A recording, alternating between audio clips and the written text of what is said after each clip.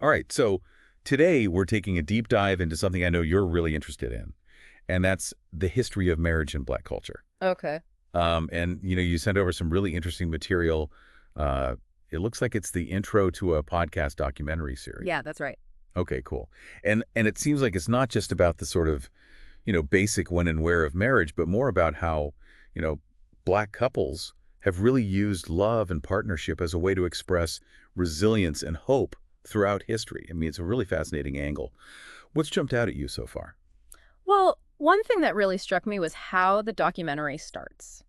It urges us to look beyond, what we think we know about the history of Black marriage in America, Okay. and to really dig into the huge variety of marriage customs and traditions that existed in pre-colonial Africa. Yeah, I think it's easy to kind of lump everything together into a single African culture. Right, exactly. And the, Yeah. the documentary really wants to challenge that. I mean, Africa's a vast continent with so many different cultures and traditions. Yeah.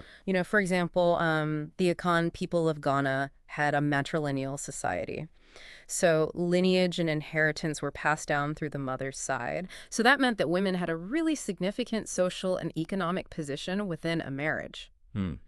which, when you think about it, is pretty different from a lot of European traditions at that time. Yeah, that really flips the script, doesn't it? I mean, it challenges a lot of assumptions people might have about traditional African cultures. But then, of course, we have to talk about the horrific impact of slavery in America, Uh, where so many enslaved Africans were even denied the basic right to legally marry. Absolutely. I mean, it's just heartbreaking. Denying marriage was such a calculated tactic to dehumanize people and to try and break apart families. But, despite that, enslaved people still found ways to create families and to build lasting relationships. Hmm. And they honored their own traditions as well, like, Yeah. jumping the broom, Right. which is believed to have its roots in West Africa. And couples would literally jump over a broom as a symbol of sweeping away the past and starting their new lives together. It's such a powerful image, right? And it really Mhm. does embody that resilience that the documentary keeps coming back to. You know, building families, having children, even when the system was actively trying to prevent them from doing so. Mhm. It's incredibly powerful. And then, we move into Reconstruction and the Civil Rights Movement. And it seems like marriage takes on a whole new meaning there. Right, totally.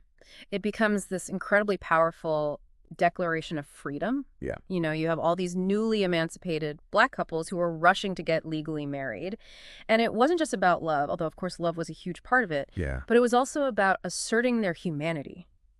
Like, we have the right to form families, to build communities on our own terms. Right. Yeah. It's almost like each era is building on the foundations laid by those who came before.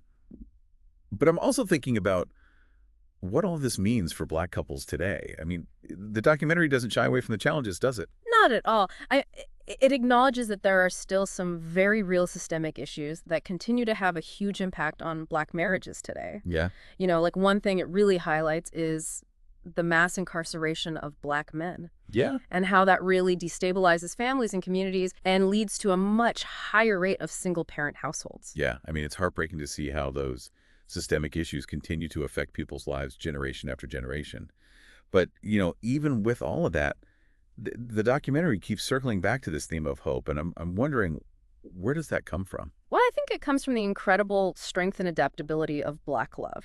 Yeah. Like the documentary really emphasizes that even with these obstacles in front of them, Black couples keep finding ways to build strong, loving, and resilient relationships. And it talks about how important things like community support, spiritual faith, and a shared understanding of their history are in helping them to navigate these challenges. So if I were to try to boil this whole documentary down to one sentence, I think I'd say it's about how Black marriage is so much more than just, a piece of paper or a legal contract. It's really about a story of perseverance, of love, and of hope that's been woven through centuries of struggle. I think that's a great way to put it. And, it leaves us with this really powerful question to think about. If Black couples have shown such resilience throughout history, what can we all learn from their experiences about the future of love and commitment? I mean, especially in a world that's changing so rapidly around us all the time. That's such a great question. And this documentary really does feel like just the starting point. I hope this deep dive has inspired you to dig in even deeper and to explore this fascinating topic more on your own. Thanks for listening. Yeah, thank you.